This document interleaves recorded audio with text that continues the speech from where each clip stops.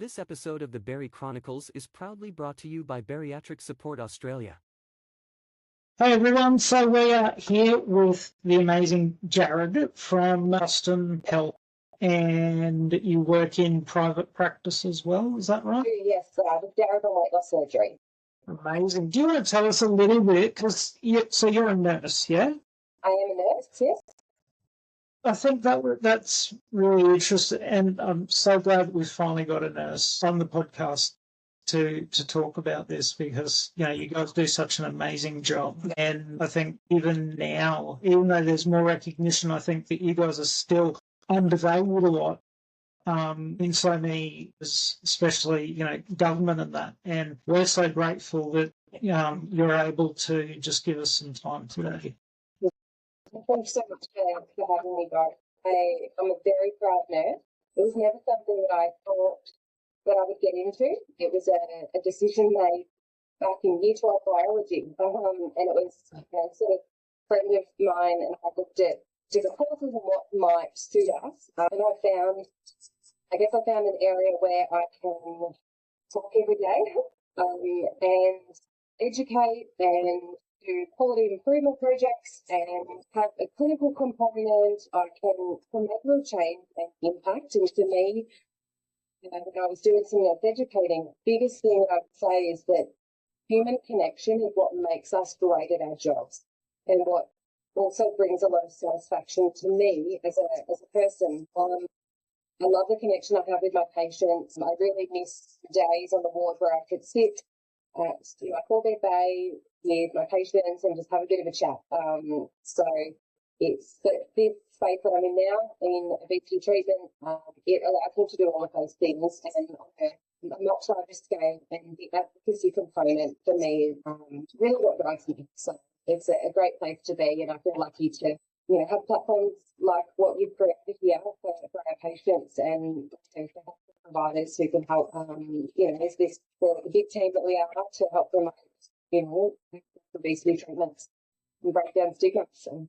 Yeah, it's amazing. There's so much that we can all learn from this kind of a community where the health professionals can certainly learn a lot from the patients. Patients can learn a lot as well just by talking to nurses and their treating doctors and that. Yeah.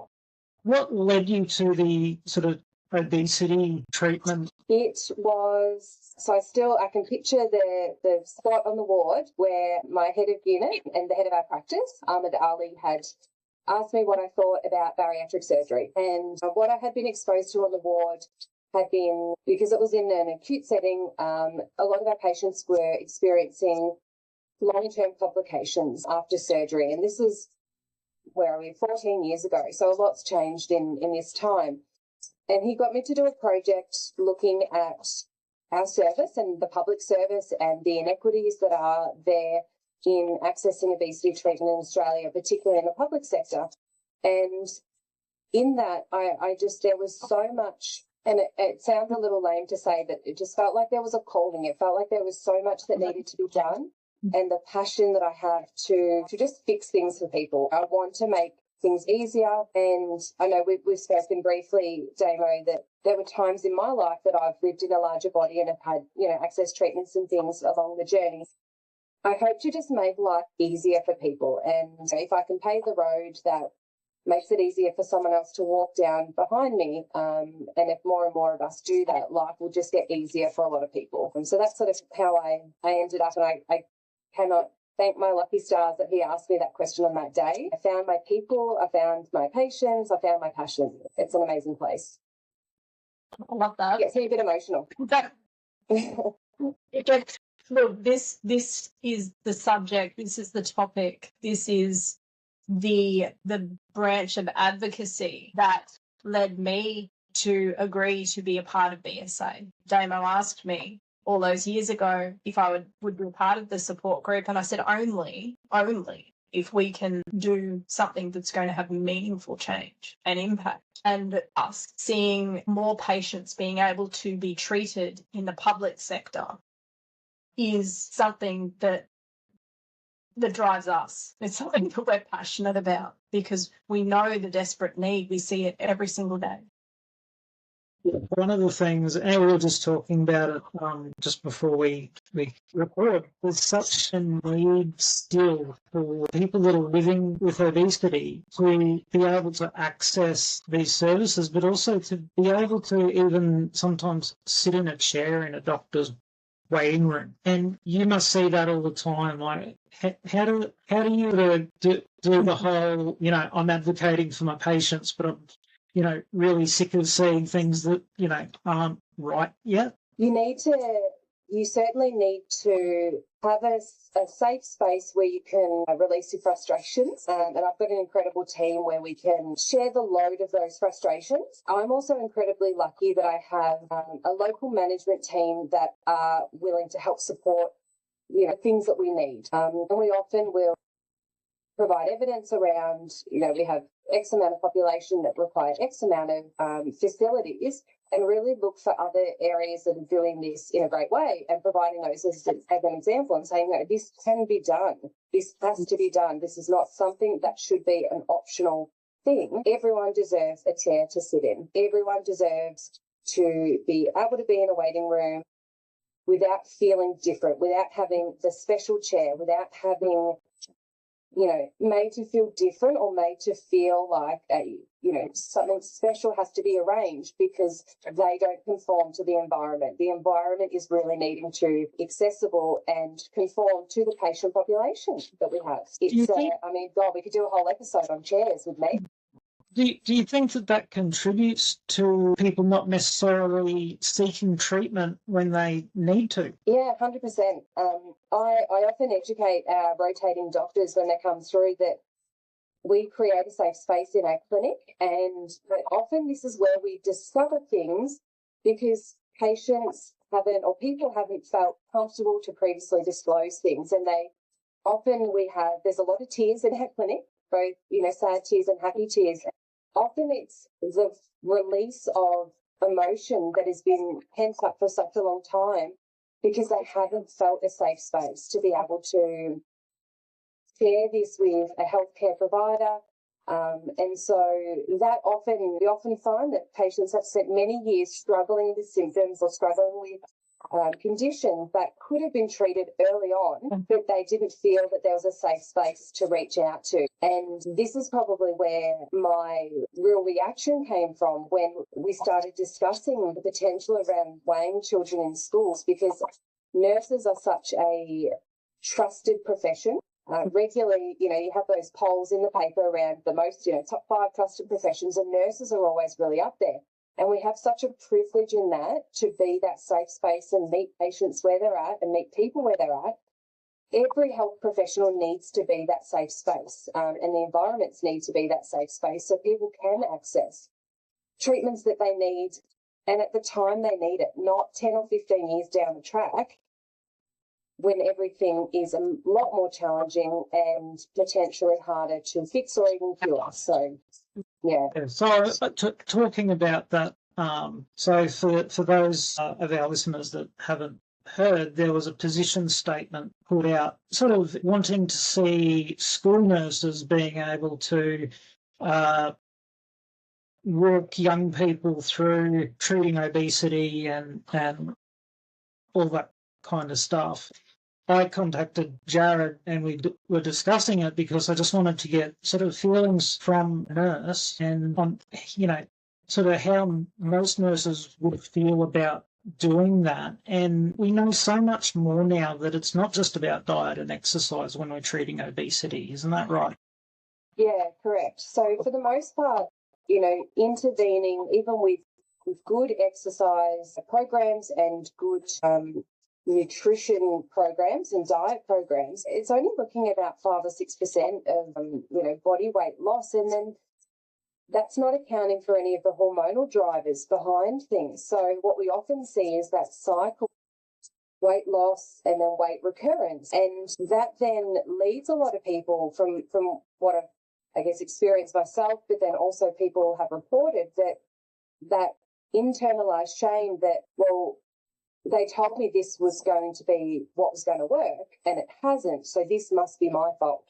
And it really places the blame and really perpetuates that, shame cycle and that stigma that comes with living in a larger body for some people. When Damo reached out to you about that issue, I was so glad we had been discussing it, because we both grew up in a school where we were weighed and measured. And I remember the profound amount of shame that caused for me. And I was in year 5 at the time, and by the time I was in year 6, I developed an eating disorder. And ultimately what that weighing did was it caused me to stop eating at school. It was the start of a lot of shame. So that was my personal experience. And it definitely didn't fix anything. If anything, it made me very, very scared to bring up the issue of my size with anybody. And I feel like it definitely put a barrier there for me. Yeah. I mentioned today a similar experience, because I went to a school where part of the fitness testing we were weighed. Mm-hmm. So the same way I had to do the dreaded beep test, as a honest remember, we were also weighed, and I can still picture the room we were in. It wasn't even a room; it was a foyer of the gym, and there was a scale on the floor, and we all had to line up single file. And you had people looking over your shoulder. Oh, what did you get? Oh, what did you get? Oh, what do you think that person's going to get? And I dread to think about, in the age of social media, someone taking one of the kids use these days, a snack or whatever, of someone being weighed, or their weight, or someone eating in school and going, you'll be eating this or that sort of thing. And we know the damage that social media can have in terms of bullying and things around environments. And schools, even if it was in a private room, schools are private places. And I've spoken to a lot of kids in the lead up to this conversation as well. For the most part, everyone thinks, and I quote, like I said, my esteemed colleague, that it seems like it has the real potential to do a lot of damage, but also it just seems like a bad idea. There's certainly some things in the position statement that, I do agree with, like having nurses in schools, great, fabulous, love that. Having reform to prioritise nurse-led models of care, brilliant. Yeah, agree. Love that. But what I found, particularly the position statement, what I really have an issue with is the lack of research around the impact of collecting weight measurements in a school environment on children who are arguably vulnerable and still sort of developing their resilience and things like that. We just don't know the impact of doing this in a school environment, and the impacts of then weight stigma and shaming, on how that's going to play out in someone's life. And what are we doing with this information? Are we just arbitrarily weighing people for the sake of doing measurements to tick a box, so then the department or whoever it is sees that there is potential action being taken? Because for the most part, children who are living with obesity or in a larger body, a lot of the contributors are genetics or family environments, and that's not the child's fault. And for the most part, that's not the family's fault either. And unless we're going to back this up with real access to publicly accessible obesity services, we're going to set up at the Children's an obesity care centre that is accessible to everyone, where we've got access to medications, referrals to bariatric surgery or bariatric metabolic surgery. There are so many layers missing in this, I guess, and it raises for me more questions than it does answers. And I guess that's why I'm so passionate about it, because nurses have such a privileged place in this, and I want to protect nursing as much as I want to protect our patients as well. So, yeah. It's multifaceted, many-layered. Yeah. I mean, as they said at IFSO, obesity management care is not rocket science. It's much more complex than that. Yeah, I love that quote. And we really, really can't even hope to scratch the surface with just such a small, Yeah. I think that I can see it doing more harm than good, and that's the premise of every healthcare profession, the whole notion of doing no harm. Is this going to do no harm? and are we going to take away a safe space for children? Some children have challenging home environments and school is their safe place. Are we going to take away a safe space for them? And are we going to set up a relationship early in life with healthcare professionals that takes away that trust? We really want to be building trust in healthcare professionals early in life, so then people feel safe to access care when they need it, rather than shying away for fear that they'll be blamed for something out of their control, or that they'll be left solely responsible for something that they don't have the tools within themselves to manage, if that makes sense.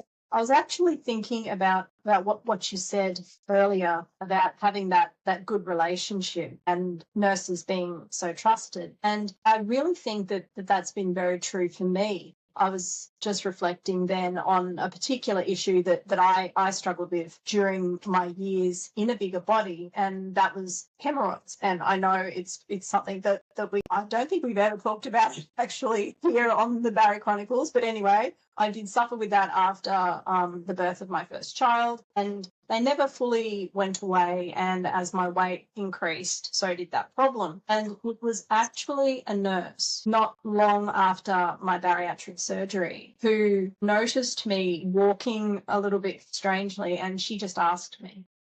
And I had tried to speak to a doctor about it, and it had been a very negative interaction that I'd had. But that nurse and her observance and her kindness was what finally felt empowered enough to be able to reach out and get help for that issue. So I think what you said is so true. We really want to keep that very precious trust with the nursing. And certainly not against the notion that they've mentioned in the position statement that nurses should be upskilling in this area, that they should be building their knowledge base and the skills to be able to help support those who are living in a larger body. All of those things are true, but I think we can have an impact without weighing children in schools. Yeah. And I know for a lot of our practice, both publicly and privately, we often say that someone's weight is the least interesting thing about them. There are so many other ways to assess health and to provide impact without weighing someone. I mean, I actually know of quite a number of bariatric surgeons who don't weigh their patients. Yeah. So I think that if we can look at it from that perspective and think, well, that's the sphere in which they deal all of the time, and they're not weighing people, then why do we want to weigh our children? And there was a session at IFSO to weigh or not to weigh, and overwhelmingly a lot of the discussion was around if you need to weigh, there is a particular measurement that you're needing for a particular reason. A lot of it is around how you do it and the conversation around it and the importance that is added to that measurement. Because we take blood pressure and a whole pile of other measurements for different reasons, but we don't need to elevate its importance beyond what is needed. And a lot of the conversation was around that privacy and how that conversation is occurring. And I'm not sure, I guess the teachers that I've spoken to who don't really feel like there is that privacy element to keep that a safe thing. Yeah, exactly.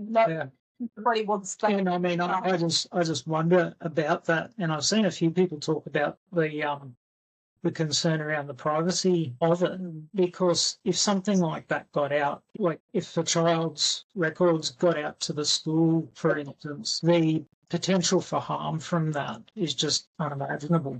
Yeah. And we spoke to, we were talking to Professor Wendy Brown, I guess it'd be over 12 months ago now, in a podcast that we did, and she was talking about when they were putting lap bands in adolescence, and she said even then one of the biggest issues they had was with the whole compliance thing, that, kids are going to be kids, and, they want to be able to have some pizza with their mates or whatever, and I know how I would react, like if I was out and I had seen my doctor, or if someone like that saw me and I was standing there with a can of Coke or something, it was like a deer in headlights, and that was when I was an adult. I think for young people, it would definitely be a case of I would leave my lunch at home because that's what I ended up doing anyway. So I wouldn't eat at school because you don't want people to accuse you of being, you're just there. Yeah. But that would ultimately lead to binge eating when I got home because I was so hungry that, Yeah, there's just so much scope for harm. Great, yeah, great. There's I'm not sure if either of you have met Jane Collins, who is a nurse, or actually in a few weeks, soon to be nurse practitioner from South Australia. And she was part of one of the first paediatric obesity care centres. And she's done a lot of work in this area. And so future podcasts around, I guess, early life, she'd be a great person to speak to, and such a powerful advocate for nurses as well. Yeah. Because it's such a complex space anyway, and then you're adding in the complexities of younger children and adolescents. There's so much nuance in it. It's it really is. So now you're going, we'll talk about this just before we went live. What a conference coming up in a couple of weeks that we're going to be at, you're going to be at. And this is the sort of stuff that really excites me, is seeing like all these professionals come together, people that, work in obesity management, and the amazing nurses and all the allied health coming together to learn about the ways to handle a patient living with obesity, how to talk to someone, and how important is that? That is so important, particularly because, and I can describe these conferences, that's why I always jump at the chance to go to them, and get to live in this bubble where everyone gets it. Everyone has a shared understanding, is all in the same mindset. And really, the importance of these events is that gradually that bubble gets bigger and bigger and bigger, and the idea, and I'd love to be able to say I've changed the world, but eventually, the bubble needs to be the entire world, and this is how we shouldn't exist in these little tiny capsules that people get, and being able to educate one extra person. A good effect means that they can educate another person, and gradually more people are on board and understand something that they should have many years ago, but for whatever reason haven't been exposed to that environment. And I know a lot of our surgeons have said growing up in their training, they weren't really exposed to a lot of obesity treatment. But once they were exposed to it, they really found their passion and really hope to drive that education for a lot of other people. And as we said at the start, if that exposure to that education opportunity means that the next time that nurse or doctor or physiotherapist or dietitian sees someone and meets someone in their practice, whether it's in specifically obesity treatment or not, it means that that person has a better experience, that patient feels safe in accessing healthcare, and they're more likely to return to continue accessing that healthcare. So it's so important. And I can't wait for that. I'm so excited. It's going to be a great day. Yeah, I was talking to the organizer last week, and they were saying how they've got like over 200 people registered. Wow.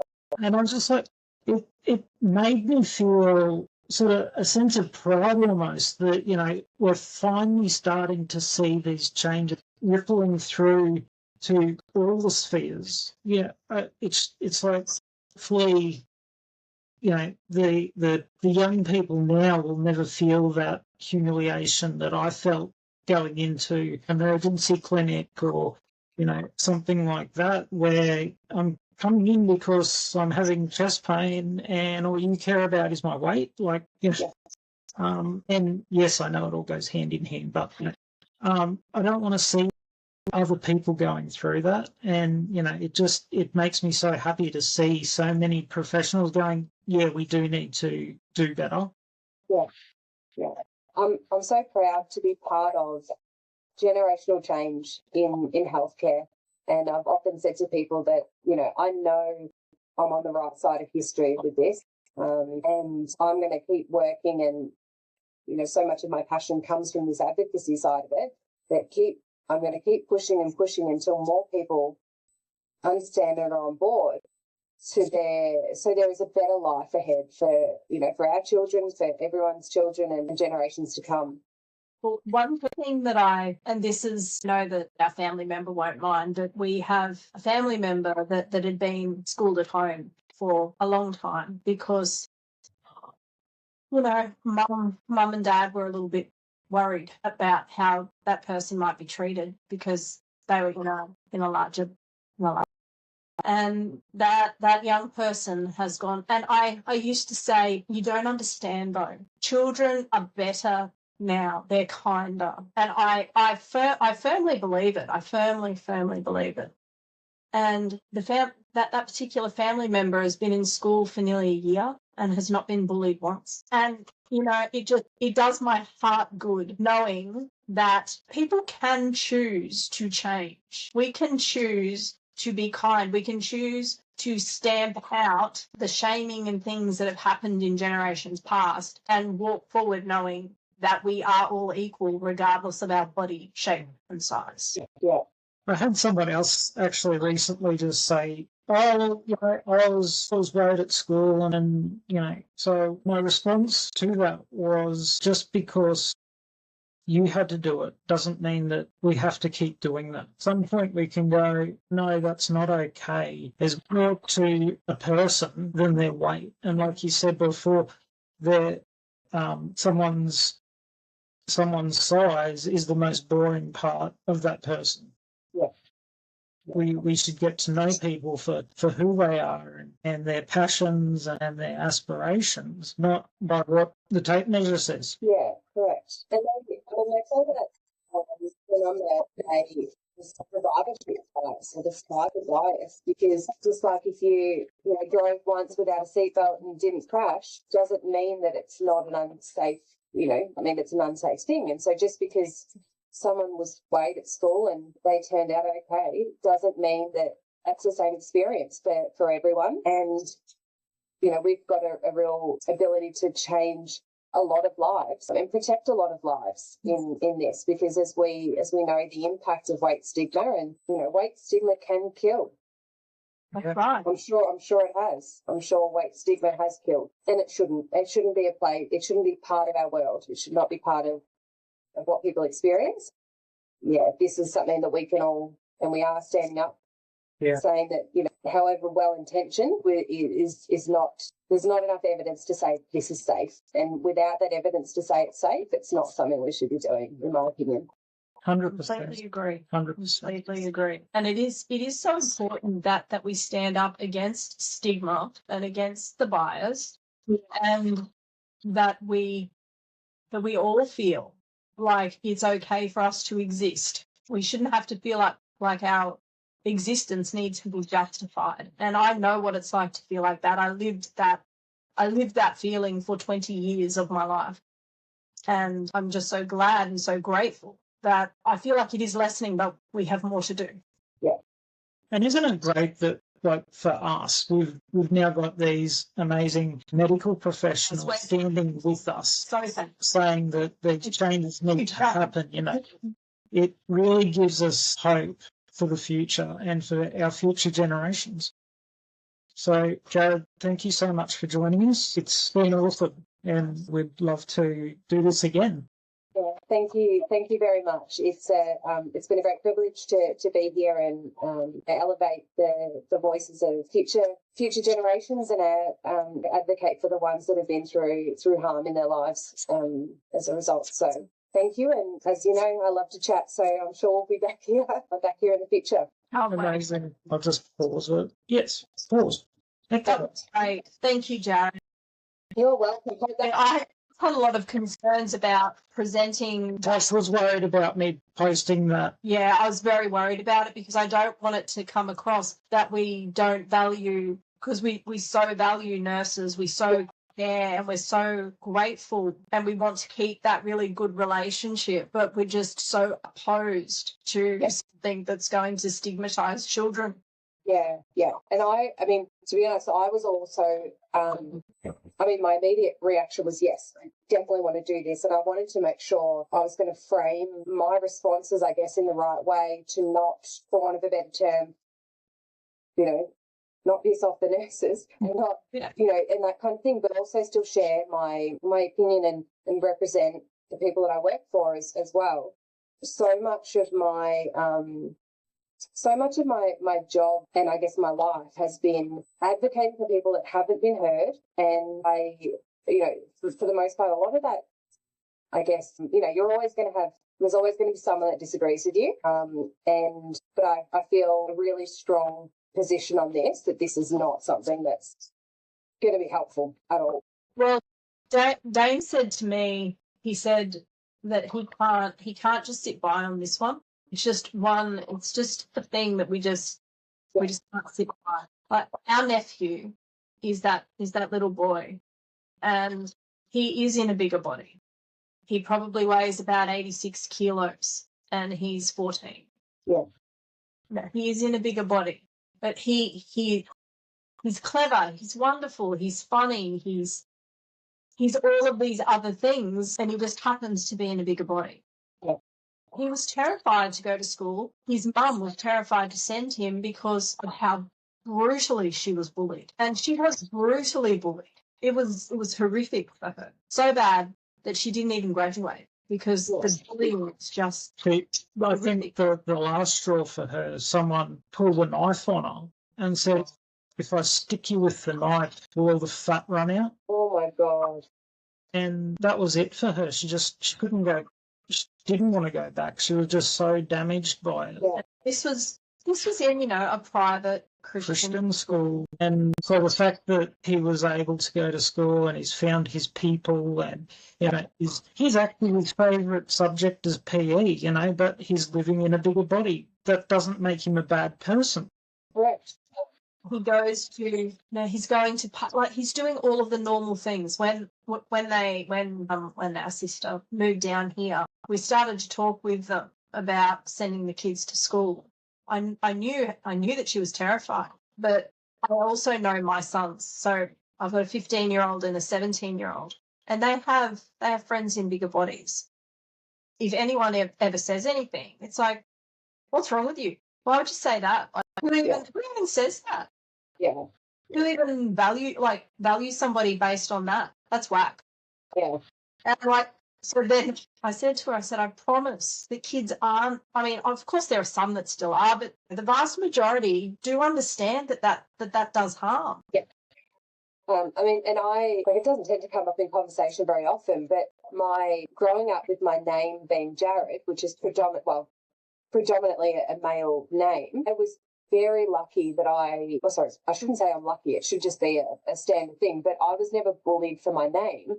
And I went to a primary school where then across the road was the high school. So we all I transitioned with about 75% of my grade. Mm. So then when other kids came and said, isn't that a boy's name? I had people that knew me and valued me as a person who were then saying, well, that's a weird thing to say. Like, it's just her name. Like, what do you mean? And so, that's the kind of environment and the things that we need. But my daughter has glasses, and I remember posting anonymously in one of those mum Facebook groups because she's going to school next year. And I was like, what is it like? Is she going to be picked on because she's got glasses? Is it, should I try and get ones that are a little bit more transparent or things like that? And as you said, Tash, so many people came back and said, kids are so much nicer these days. Don't have your experience and your trauma and think that that's what's going to happen to them, because kids are just nicer, and hopefully all of the experiences that we've been through have helped build better kids. Our little nephew, our younger nephew, he has apraxia of speech, and he's been to things like even just like the homeschooling group. Like my sister was worried about sending him there, I said to her, I promise, Anyway, there's this little girl there, and she just asked, well, why does he use the iPad? Well, it's just hard for his words to come out, so the iPad helps. And another little kid, oh, why are you using it? Well, don't say that to him. This is how he makes his words come out. It's just different to you. Yeah.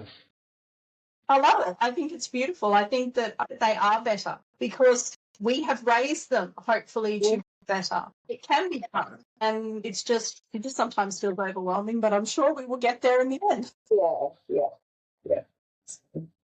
Well, yeah, so hopefully it came across that I am a big advocate for nurses. Sure. And that, we've certainly got a place and so much potential in this space. So. I think that there is some really exciting things that could be done. Do you know much about lipedema? Not enough, but I do know. So we have her title's the wound care nurse here. Her name's Greer Hosking. Yeah. And she's got a special interest in that. So there's a lady by the name of Sally Barker. Okay. She's a lived experience bariatric patient. She works with Raman Shinya. Yep. So she went back. She was a nurse, like a plastic surgeon's nurse, and also worked in oncology. Then had her children, and both of her children have disabilities. While they were young, she stayed at home, and then because she didn't keep her registration up, she had to retrain. So she just finished her retraining, and she's now working with Shinya, and her special interest is lipedema because she has. I just wondered how many patients you see with that condition, because I think that it's probably like wildly underdiagnosed in the bariatric space. I'm really about to say. Yeah. I think I don't see it diagnosed often. Yeah, because it's just another one of those sort of it's like a sub thing within the bariatric space that, like, I know Sally's just constantly saying to me, Tash, like, she'll always post a photo and they'll say, I lose weight off everywhere but my legs. Yeah, it's obviously just based on the shape and size or whatever. You can just now I can even tell because Sally's been educating me on those things for about 5 years now. I just wondered how that looks. I'm glad that there's someone with a special interest. That's awesome. Yeah. So, and she's going to come and do some education for us for our unit and things. So hopefully, getting that little ripple effect. Yeah. Awesome. That's great. Yes. Well, look forward to seeing. Yes, we'll see you in a fortnight. Yeah, see you in a couple of weeks, and first, hopefully it'll